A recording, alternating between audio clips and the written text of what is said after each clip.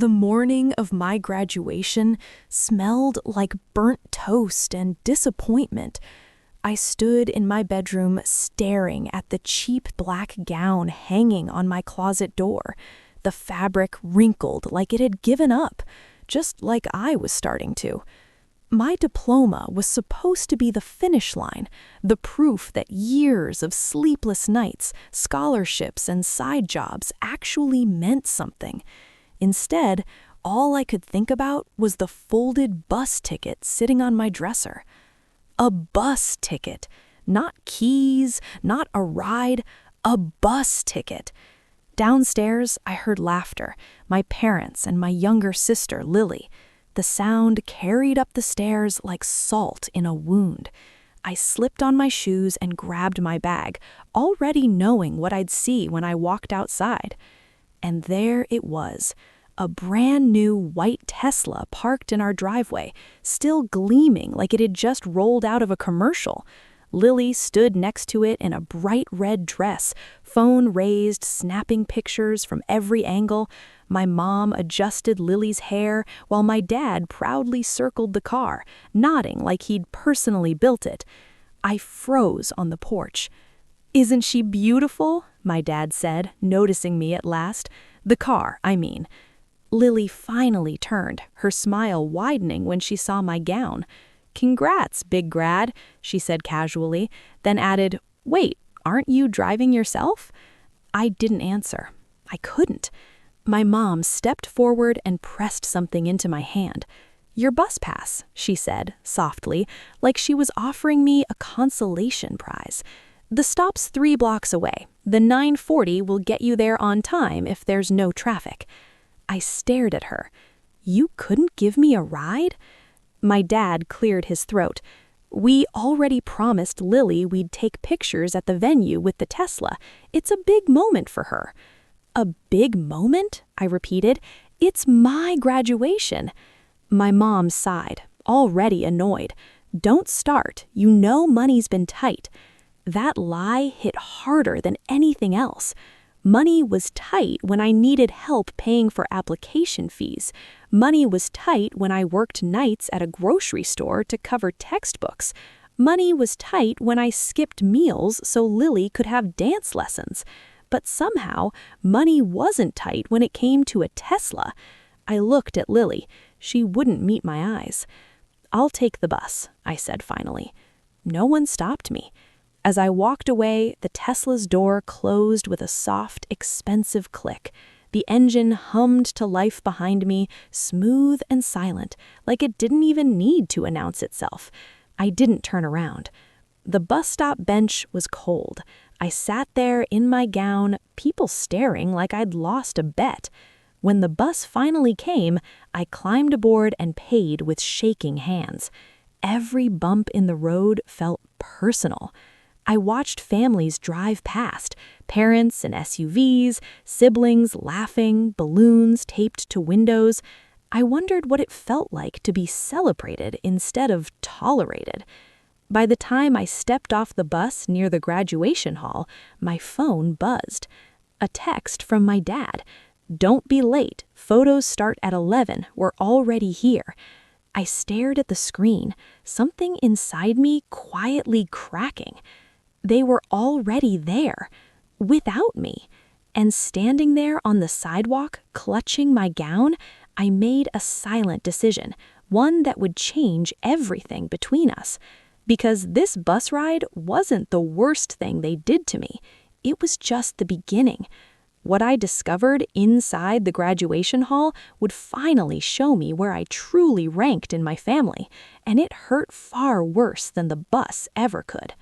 The graduation hall was loud, too loud. Applause echoed off the high ceilings, mixed with camera shutters and proud cheers. I stood near the entrance for a moment, smoothing my gown, trying to calm the tight knot in my chest.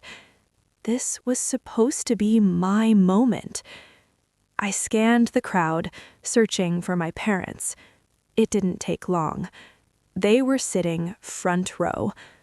My mom waved excitedly, not at me, but at Lily, who sat between my parents in her red dress, legs crossed, Tesla keys dangling from her fingers like an accessory. She looked more like the graduate than I did. I hesitated. Then I saw the sign. Congrats, Lily. Big pink letters, balloons tied to the sides. My name was nowhere on it. I walked toward them slowly, each step heavier than the last. When my dad finally noticed me, his smile faltered for half a second, just long enough to hurt. "You made it," he said, like he wasn't sure I would. "I had to take the bus," I replied. "Yes, well," my mom said quickly, patting the seat beside her, then pulling her hand back. "Actually, this row is reserved. You can sit over there." She gestured vaguely toward the side section. I stared at her. "You saved front row seats for Lily?" "She's family," my mom said automatically. The words burned. "So am I." No one answered. I walked away before my voice betrayed me. I found an empty seat near the back, surrounded by strangers who cheered louder for people they barely knew than my own family ever had for me. When the ceremony started, I tried to focus. Names were called, degrees awarded, futures celebrated. Then Lily stood up.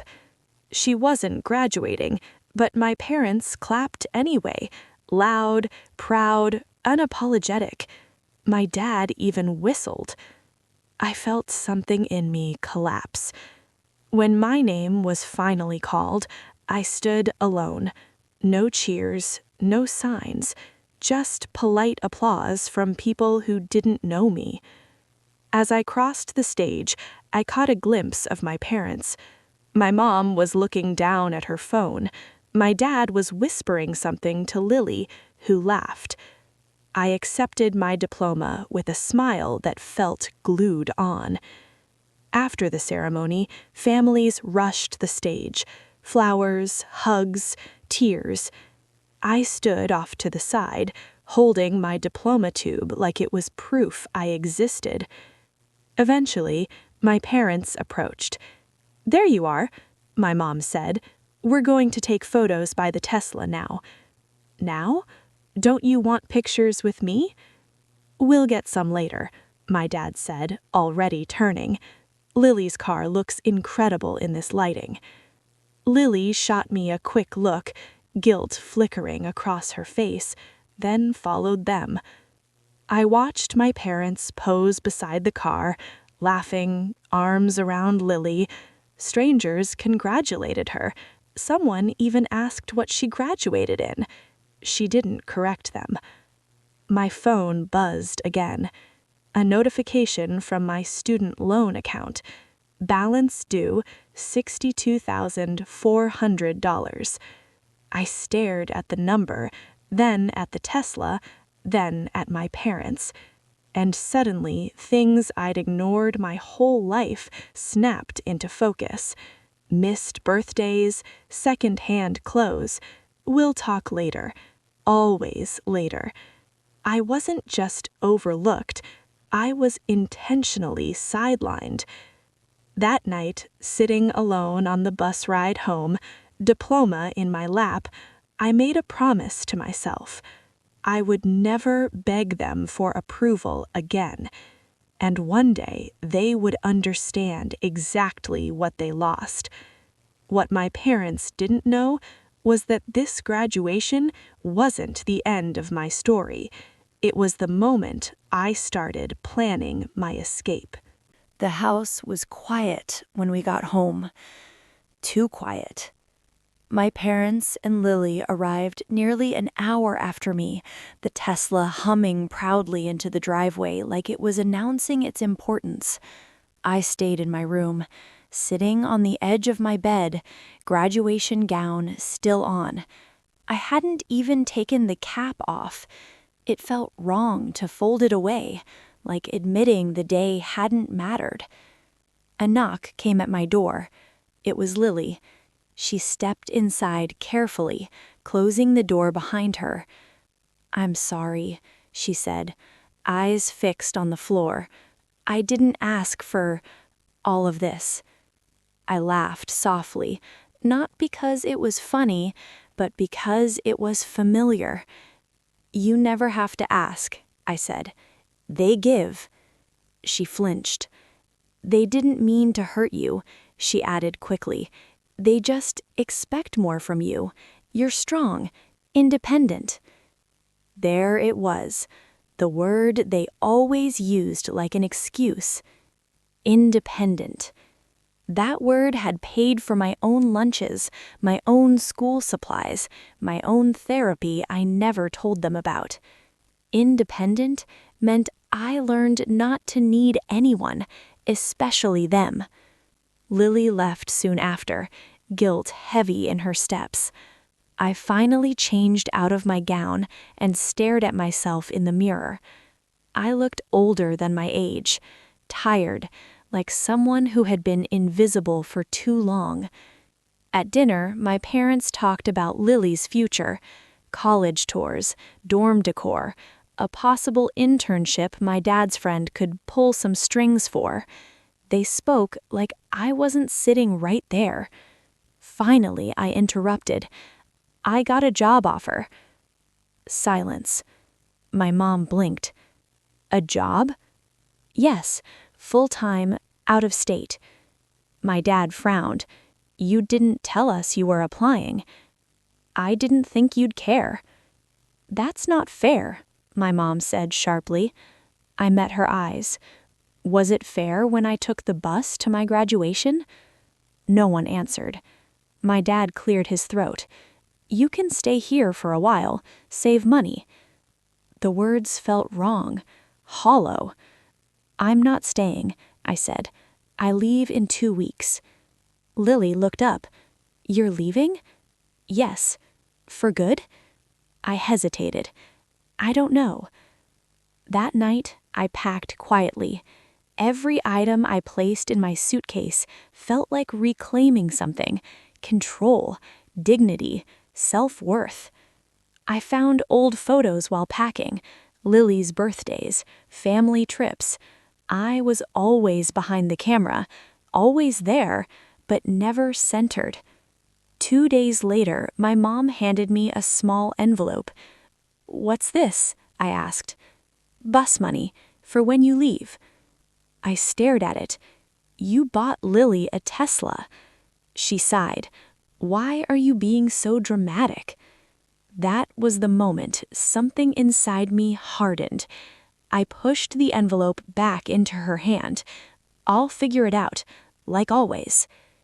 The morning I left, no one drove me. I ordered a ride myself. As the car pulled away, I looked back at the house, not with sadness, but clarity. They hadn't lost me that day. They had never really had me. And as the city faded behind me, my phone buzzed with an email notification. Subject: Final approval. Compensation package updated.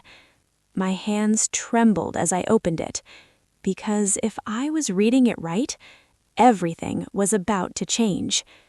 What that email offered me would finally give me the power my parents never thought I'd have, and soon they would come asking for something they never expected. I read the email 3 times before it fully sank in. The offer wasn't just good, it was life-changing. A senior analyst position at a growing tech firm, relocation covered, benefits, and a salary that made my student loan balance suddenly feel manageable. Not erased, but survivable. For the first time in my life, I wasn't calculating how to survive. I was calculating how to live. I moved across state lines 2 weeks later with everything I owned stuffed into 2 suitcases. No farewell dinner, no family photos, just Lily's text, "I'm proud of you," and my own reflection in the window of the train as it pulled away. The new city felt cold at first, but honest.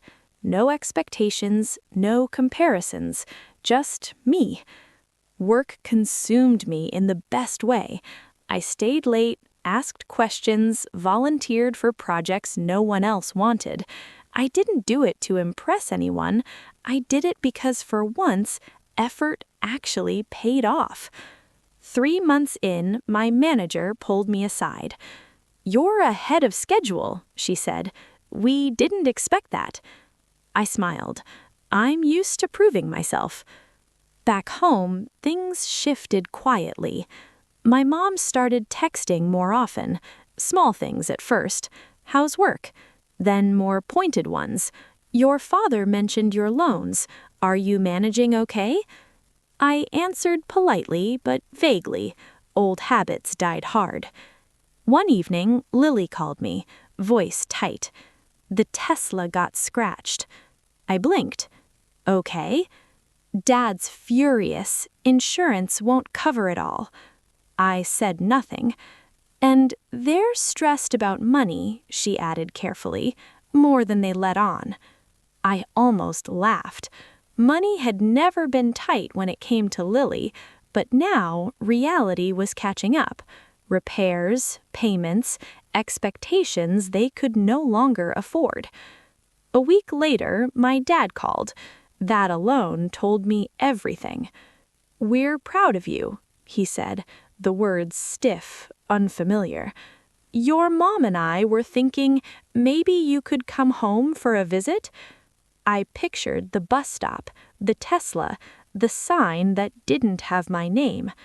"I'm busy," I replied. There was a pause. "We could really use your help, just temporarily." There it was. Help. Not an apology, not accountability, a transaction. I'm still paying off my own loans, alone. "Yes, well," my dad replied, frustration creeping in, "family helps family." I closed my eyes. That's interesting. I didn't feel like family on my graduation day. Silence stretched between us. My mom took the phone. "We made mistakes," she said quietly, "but you turned out fine." Fine. Like survival was the same as being loved. I didn't turn out fine. I turned out careful.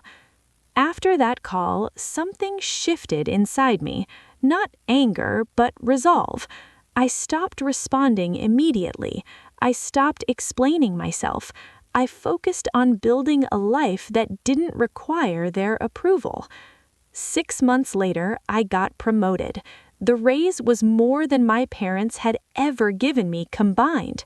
I paid down a huge chunk of my loans and finally bought myself something small but meaningful, a reliable car, nothing flashy, just freedom.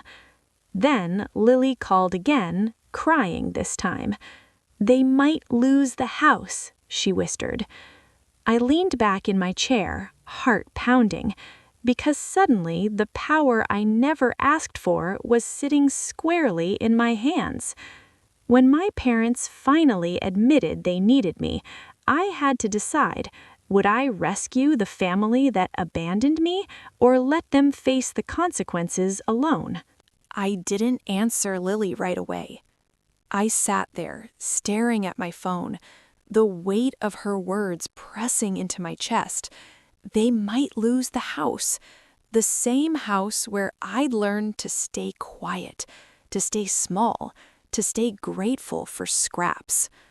That night, my parents called together. "We're in trouble," my mom said, skipping any kind of greeting. "Your father made some bad investments, and the car payments, well, things piled up." I listened, calm, detached, like she was talking about strangers. "We wouldn't ask if it wasn't serious," my dad added. "But you're doing well now. We thought maybe you could help."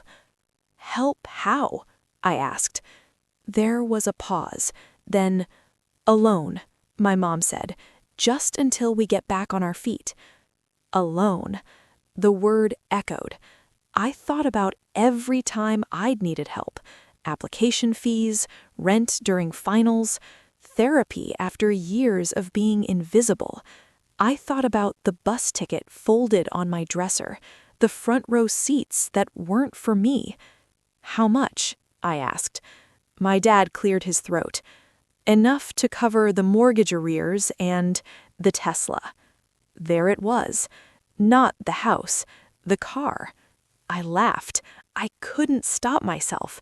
You want me to help pay for Lily's Tesla? It's not Lily's fault, my mom snapped. We bought it for her. Exactly, I said. You bought it, not me. Lily's voice suddenly cut in shakily. I didn't ask for it. I'll sell it if I have to.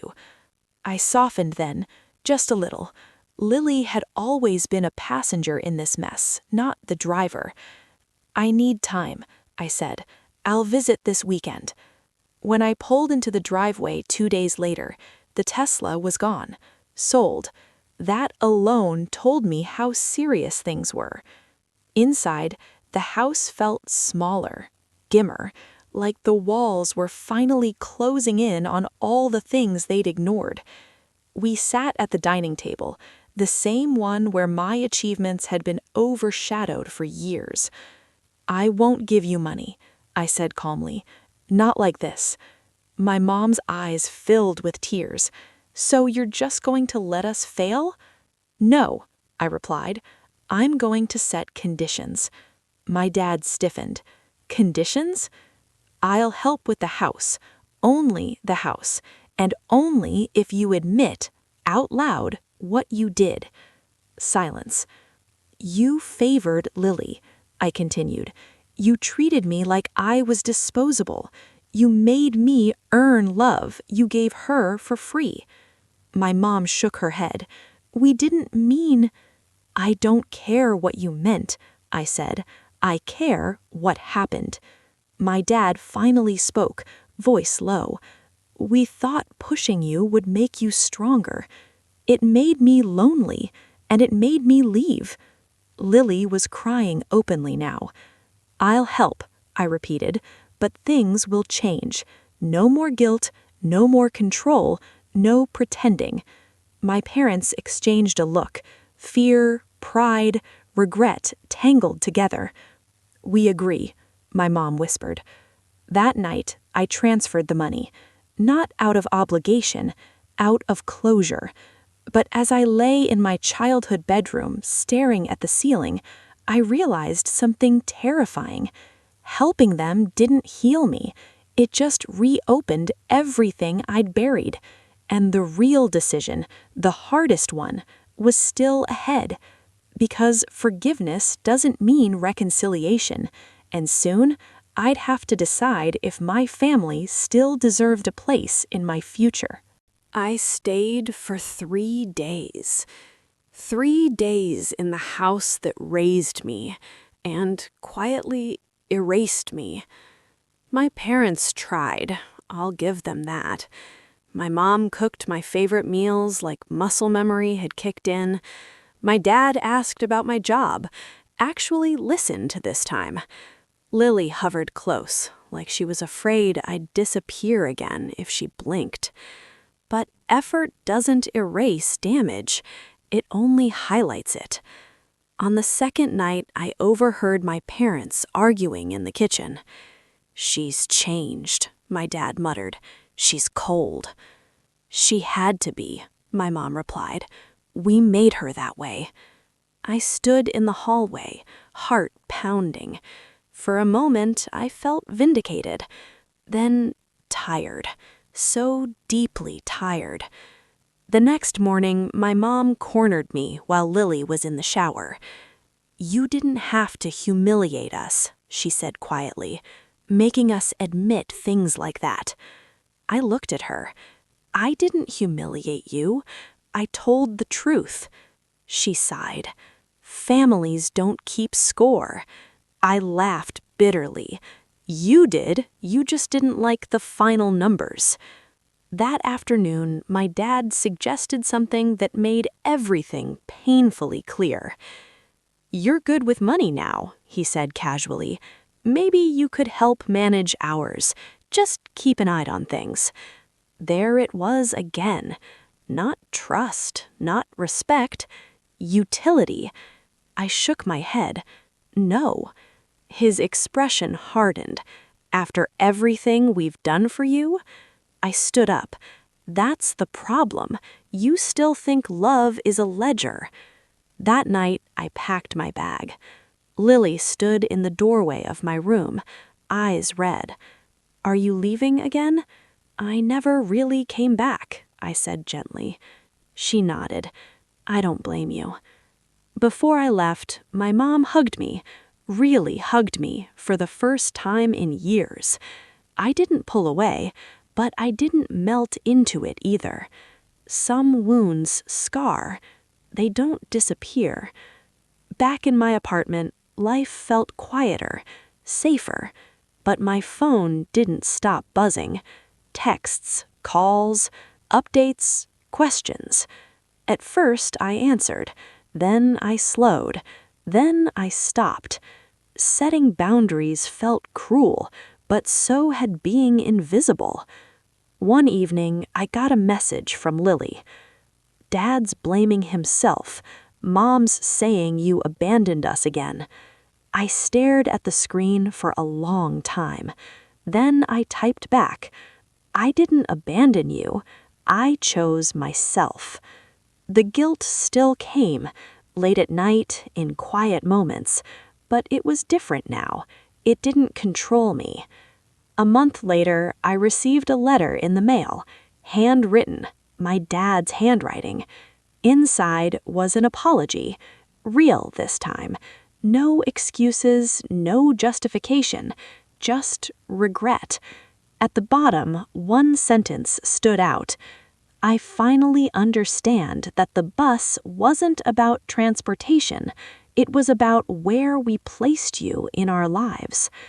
I folded the letter carefully. Understanding didn't fix the past, but it finally acknowledged it. And that's when I realized something important. Forgiveness had limits, and reconciliation, that had conditions. The final test came when my family asked for one last thing, and this time, my answer would define who I was forever. The call came on a quiet Sunday morning. It was Lily. Her voice was steadier than the last time we spoke. "Mom wants to see you, just once. No money, no favors." I didn't answer right away.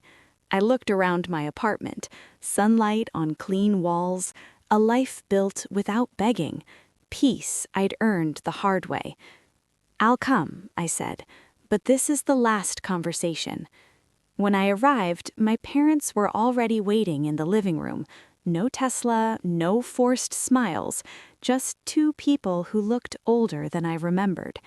My mom spoke first. "We're selling the house." I blinked. "You don't have to do that." "We do," she said quietly. "Not because of money, because it holds too many reminders of who we were." My dad nodded. "We're moving somewhere smaller, starting over." For a moment, I felt something close to relief. I didn't come to fix things. I came to say goodbye. My mom's eyes filled with tears. "Are we losing you?" I shook my head. "You lost me years ago. Today is just honesty catching up." My dad swallowed hard. "Is there anything we can do?" I thought about the bus ticket, the front row seats, the years of silence disguised as discipline. "Yes," I said finally. "Treat Lily better by not making her the center of everything, and accept that I love you from a distance." That was the hardest truth to say. I hugged Lily tightly. "This isn't your fault," I whispered. "I know," she said, "and I'm proud of you." As I walked out, my mom called after me, "We're proud of you too." I paused. For the first time, it didn't feel like something I needed. Thank you, I said, and I meant it. Months passed. My life expanded. New responsibilities, new confidence. I finished paying off my student loans. I traveled. I built friendships that felt like family, not obligation. One afternoon, I saw a familiar bus stop. I almost laughed. I remembered sitting there in my graduation gown, feeling small, forgotten, replaceable. Now I saw it differently. That bus didn't take me to my ceremony. It took me away from a story that was never written for me. Sometimes people ask how I became so independent. I tell them the truth. I was taught early that love could be conditional, so I learned how to give it to myself. I still talk to my parents, holidays, short calls, boundaries intact. Love doesn't mean access. Family doesn't mean sacrifice of self. And success? Success is knowing that when I look back at that graduation day now, I don't feel anger anymore. I feel gratitude. Because if they had driven me, I might have never learned how far I could go on my own.